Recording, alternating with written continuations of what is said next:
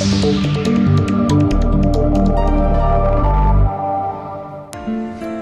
Schalansky isn't just a best-selling author, she also designs Germany's most beautiful books.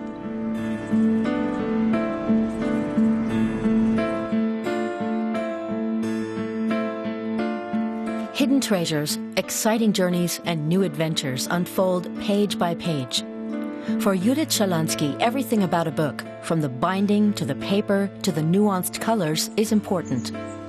She believes those small details can help turn a book into a whole new universe.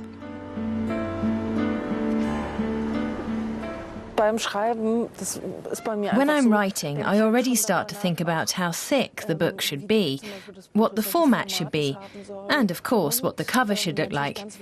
It's basically looking at a book the way a reader will see it. Her new novel, Der Hals der Giraffe, or The Giraffe's Neck, is bound in cloth and unravels the story of a biology teacher named Inge Lohmark, who's winding down her last years of work at a school in the state of Mecklenburg-Vorpommern. The school is going to be shut down because there are too few students. After German reunification, entire communities left Eastern Germany for the West and left gaping holes. Inge hates both the students and her life. It wasn't worth dragging the weak students along anymore. They were just dead weight holding the strong ones back. Born repeat offenders, parasites feasting on the healthy. Sooner or later, the dense, slow ones would be left behind. It was advisable to expose them to the truth as early as possible. Inge drums that philosophy into her students every day. She once served as an informant for the East German police, the Stasi, and still lives in the past. Her political reality no longer exists.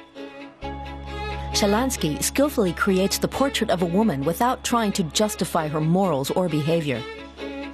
Her ability to weave in flashes of humanity and warmth through the sadness brings her novel to a new level of sophistication.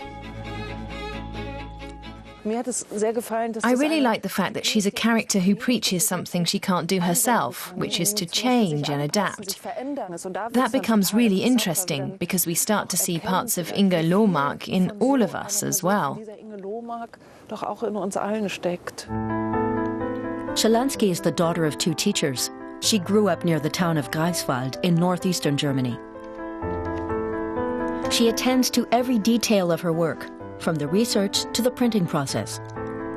Her books have been published in 8 languages and honored with awards for design.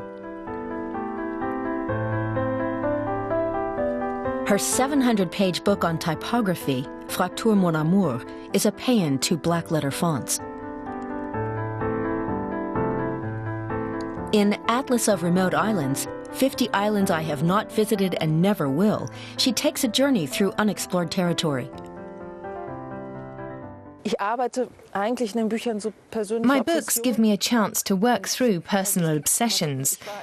I fell in love with sailors when I was a child and really liked atlases and had a unique relationship to school, so that all played a role in my writing. The thirst for knowledge you have as a child might still be alive in me.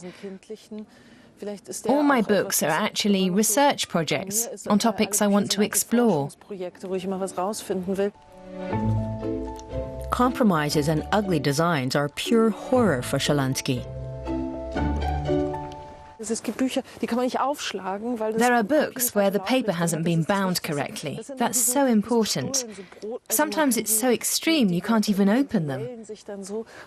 If that happens, you might as well toss them out. It makes me crazy. I'd send it back to the publisher and say, "Are you mad? Pulp the entire lot."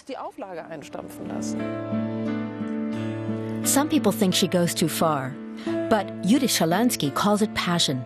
It's that drive for perfection and consistency that keeps her at the top of her game.